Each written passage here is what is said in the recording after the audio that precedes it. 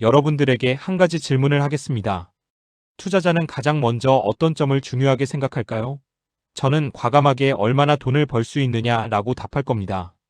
그런데 경험이 없는 초보분들은 어떤 지역, 어디? 이 점을 강조합니다. 투자는 얼마나 벌 수 있느냐, 얼마나 편하게 벌 수 있느냐, 이 두 가지뿐입니다. 왜 이 말을 하느냐 하면 투자라는 시스템 위에 부동산 물건을 올려놓고 다가구나 상가, 근린상가 등은 먼저 얼마나 임차인 운영이 잘 될지, 이 물건을 매입한 후 매각은 잘 될지 이런 점을 감안해야 합니다. 오늘 여러분들께 소개할 물건은 그냥 투자자가 단숨에 붙잡을 그런 물건입니다. 하지만 아직 투자의 경험이 없으신 분들은 어려워하실 겁니다. 왜냐면 지역이 나랑 안 맞아 하십니다. 그런 분은 스킵하셔도 좋습니다. 오직 돈을 벌려는 분만 이 영상을 보시고 도움이 필요하시면 연락하시면 됩니다. 이 경매 물건은 감정가 11억짜리 물건이 지금은 5억 5천까지 내려왔습니다. 이유는 단 하나입니다. 임차인 11명, 보증금 9억. 보통 이러면 다들 도망갑니다. 겉으로 보면 이건 임차 폭탄처럼 보이기 때문입니다. 그런데 이 물건 고수들은 계산부터 다르게 합니다. 그래서 오늘은 이 물건이 정확히 어떤 물건인지 하나하나 차분하게 파헤쳐 보겠습니다. 시작하기 전에 채널 처음 오신 분들은 구독과 좋아요 한번 눌러주시면 저희가 더 힘내서 이런 물건 계속 찾아서 보여드리겠습니다. 먼저 이 물건의 기본 정보부터 차분하게 정리해 보겠습니다.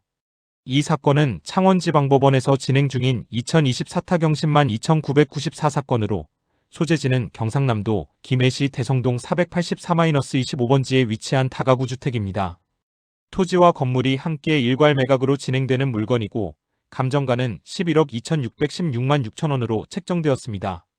대지 면적은 397.2제곱미터, 약 120평 규모이며 건물 연면적은 657.47제곱미터, 약 199평에 달하는 비교적 덩치 있는 다가구 주택입니다. 이 물건은 현재 사회차까지 진행된 상태로 최저 입찰가는 감정가 대비 49% 수준인 5억 5,182만 1천 원까지 내려와 있습니다. 입찰 보증금은 최저가의 10%인 약 5,518만 원이 필요하고 다음 매각기일은 2026년 2월 24일 화요일 오전 10시로 예정되어 있습니다. 이제 이 물건의 구조와 주변 환경을 차분하게 살펴보겠습니다. 이 물건은 경상남도 김해시 대성동에 위치한 다가구 주택으로 제1종 일반 주거지역에 속해 있고 철근 콘크리트 구조의 기와지붕을 올린 지상 4층 건물입니다. 토지는 안정적인 정방형에 가까운 형태로 현재 단독주택 건부지로 이용 중이며 도로와의 전면 상태도 양호한 편입니다. 건물 구조를 보면 1층은 계단실과 주차 공간으로 사용되고 있고 2층과 3층은 각각 다가구 주택 4가구씩, 4층은 다가구 주택 3가구로 구성되어 전체적으로 총 11가구가 거주할 수 있는 구조입니다. 대지 면적은 약 120평, 연면적은 약 199평이며 1층은 주차장으로 옥내에 8대5개의 일대 주차할 수 있는 충분한 공간이 마련되어 이 가격대에서는 보기 드물게 체급이 있는 다가구 주택에 해당합니다. 사용 승인일은 2013년 8월로 준공 후 약 10년이 조금 지난 건물이며 외관은 석재 타일 마감으로 관리 상태도 무난한 편입니다. 입지 환경을 보면 김해여자고등학교 북측 인근에 위치해 있고 주변으로는 소규모 공동주택과 단독주택이 혼재된 주거지역으로 형성되어 있어 주거 수요는 안정적인 편입니다.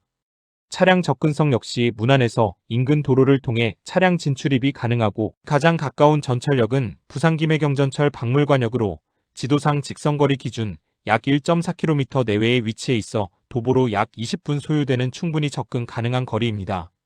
역세권까지는 아니지만 실제 생활 기준에서는 박물관역을 중심으로 한 전철 이용이 충분히 가능한 입지이고 전철과 버스를 병행하면 김해 시내 이동이나 부산 방향 접근성도 무난한 편이라고 보시면 됩니다. 이제 가장 중요한 권리관계와 임차인 현황을 하나씩 정리해 보겠습니다. 먼저 등기부상 권리관계를 보면 이 물건에는 2013년 8월 8일을 기준으로 설정된 농협협동조합 자산관리회사의 근저당권이 말소기준 권리로 자리 잡고 있고 이후 설정된 권리인 임차권이 8건의 권리가 있지만 이 모두 말소기준 권리보다 후순위에 해당합니다. 해당 근저당권의 채권 최고액은 6억 8,400만 원이며 현재 경매는 이 근저당권 실행으로 진행되고 있는 임의경매입니다. 중요한 점은 이 말소기준 권리보다 앞서는 선순위 권리나 지상권, 지역권과 같은 인수대상 권리가 존재하지 않는다 것으로 보이나 이는 헐렁한 법원 조사에 의한 것이므로 여러분들이 반드시 확인해야 하는 점을 강조합니다. 현재의 조사 내용으로 볼 때 낙찰 시 등기부상 권리관계는 전부 소멸되는 구조입니다. 다음으로 임차인 현황을 보면 이 건물에는 총 11명의 임차인이 거주하고 있고 보증금 총액은 약 9억 4천만 원 수준으로 확인됩니다. 겉으로 보면 임차인이 많고 보증금 규모도 커 보여서 부담스럽게 느껴질 수 있지만 하나씩 뜯어보면 구조가 전혀 다릅니다. 먼저 2015년과 2017년에 전입한 일부 임차인들은 확정일자가 없거나 임대차 관계가 명확히 확인되지 않아 대항력이나 우선 변제권을 갖추지 못한 상태이고 다수의 임차인들은 말소기준 권리 이후에 전입한 후순위 임차인에 해당합니다. 또한 임차인 중 상당수는 배당 요구를 했지만 말소기준 권리보다 후순위에 해당하기 때문에 배당 여부와 상관없이 낙찰자에게 보증금을 인수시킬 수 있는 구조는 아닙니다. 여기에 더해 일부 세대는 한국토지주택공사, 즉 LH의 보증금 지원을 받은 임차인으로 확인되는데 이 역시 건물 전체에 대한 우선권이 아니라 해당 세대별 임차권에 한정된 권리일 뿐 이 건물 전체를 통째로 인수해야 하는 구조와는 전혀 다릅니다. 여러분 여기에서 잠깐만 하나 알려드리겠습니다. 시청자분들 중에 종종 LH에서 물건을 가져간다고 댓글을 올리시는 분들이 있습니다. 잘못된 정보에 그것이 사실로 인식해서 말씀들을 하십니다. LH에서 경매 낙찰 우선권을 가질 수 있는 우선 매수권은 각계 한 칸씩 나누어져 있는 물건으로 통으로 나온 물건은 우선권을 가지지 못합니다. 그래서 이런 물건들은 LH에서 가져가고 싶다면 일반적인 방식으로 똑같이 경매에 참여하여야 합니다. 그리고 한 칸 또는 세대당 이라 하더라도 채무자가, 즉 원건물주가 전세 사기라는 죄명으로 기소까지는 아니라도 수사를 받고 있는 상황이어야 하고 이 부분을 법원에서 인정되어야 우선 매수권을 가질 수 있습니다. 그런데 이 부분에서 또 문제가 있습니다. 형법에는 전세 사기라는 죄명은 없습니다. 단순 사기죄가 있을 뿐입니다. 그렇다 보니 이 사기죄에 건물주가 해당되어야 수사가 진행된다는 점 아셔야 합니다. 그렇지만 건물주가 이후에 판결이 무죄냐, 유죄냐는 경매 진행에는 중요하지 않습니다. 그래서 저희가 늘 영상에 문건 접수 내역을 올려드리는 이유가 이 점에 있다는 거 아셨으면 좋겠습니다.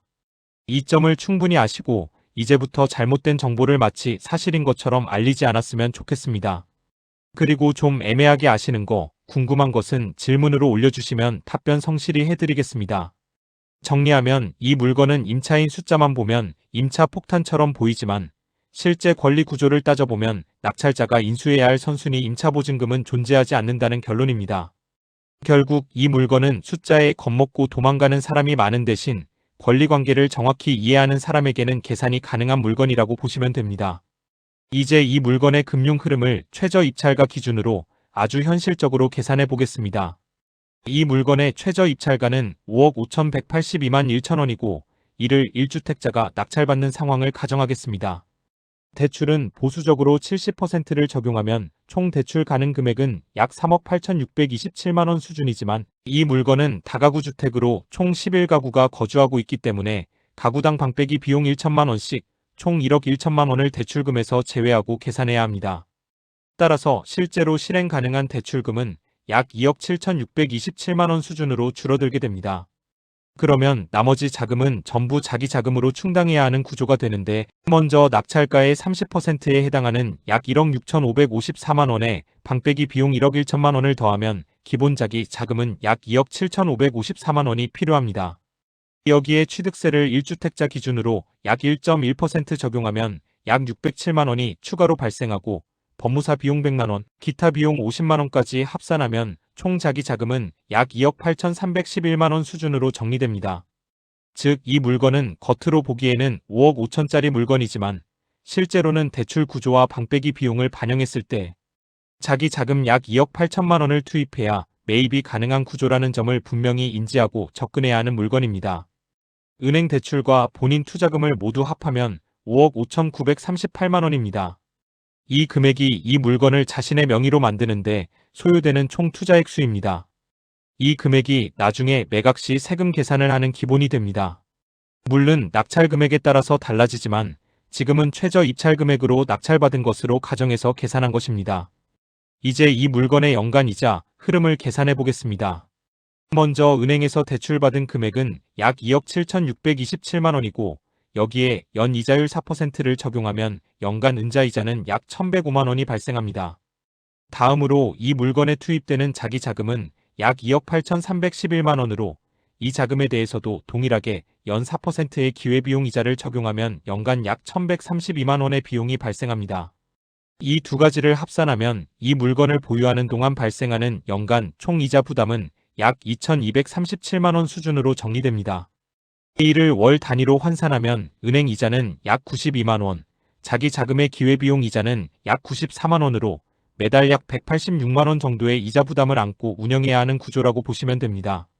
여러분 이제 수익을 향한 발걸음으로 옮겨보겠습니다. 잠시만요. 여러분, 만약 여러분 중에 이 물건을 낙찰받고 싶으시거나 투자할 물건을 찾으신다면 영상 아래 설명란에 있는 실전경매연구소 연락처로 전화주시면 성심껏 도와드리겠습니다. 그리고 멤버십에 가입하시면 경매물건 검색 분석 중에 궁금한 점 있으시면 언제든지 전화주시면 시원한 답변을 들으실 수 있습니다. 저희들이 이 영상 하나 제작하는데 정말 많은 노력이 들어갑니다. 구독을 해주신다면 제작에 큰 힘이 됩니다. 아울러 알림과 좋아요 함께 해주시면 빠짐없이 이렇게 돈 되는 영상 받아보실 수 있습니다. 부탁드리겠습니다. 그럼 계속 진행하겠습니다. 먼저 보증금을 활용한 자금 흐름을 한 번 더 정리해 보겠습니다.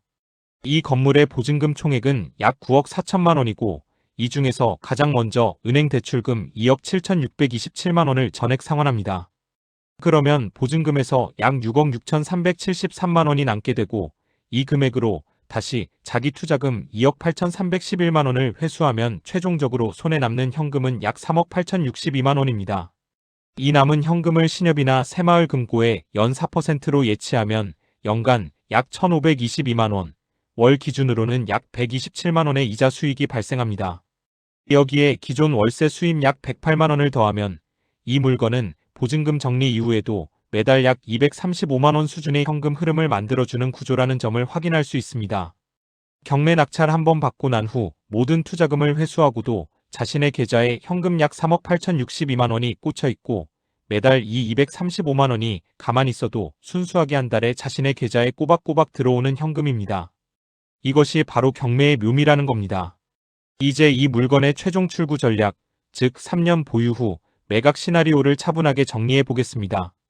먼저 이 물건은 최저입찰가 5억 5,182만 원에 낙찰받았고 취득세와 법무사 비용, 기타 부대 비용을 모두 합쳐 실제 총 투자 원가는 약 5억 5,938만 원, 즉 약 5억 6천만 원 수준으로 들어간 물건입니다.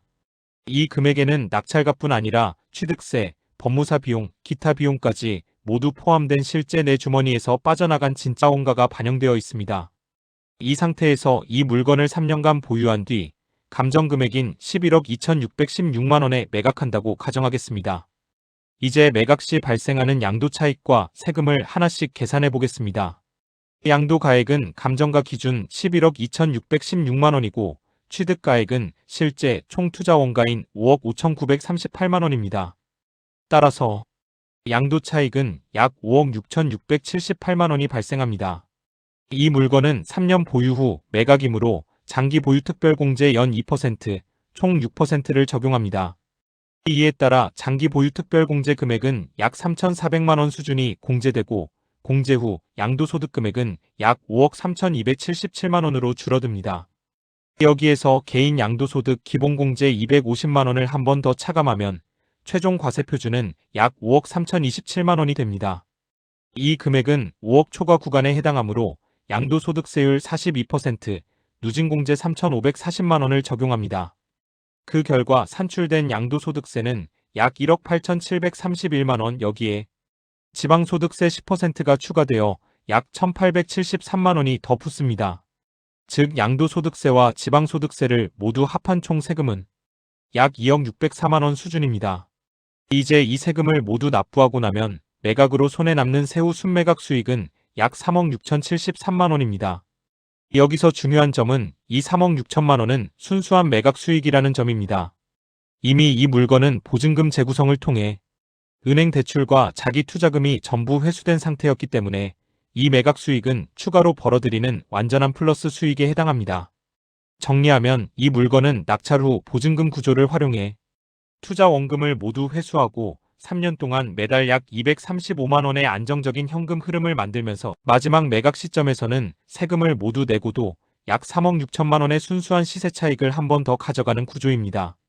이게 바로 숫자만 보고 도망가는 사람과 권리금융 세금을 끝까지 계산하는 사람이 완전히 다른 결과를 만들어내는 경매의 진짜 본질입니다.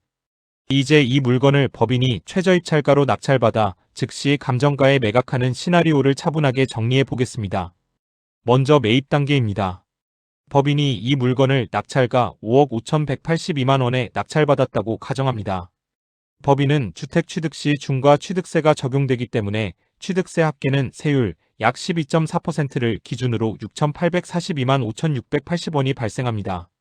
여기에 법무 및 부대 비용 약 100만 원을 더하면 법인의 총 취득 원가는 6억 2,124만 5,680원이 됩니다. 다음은 매각 단계입니다.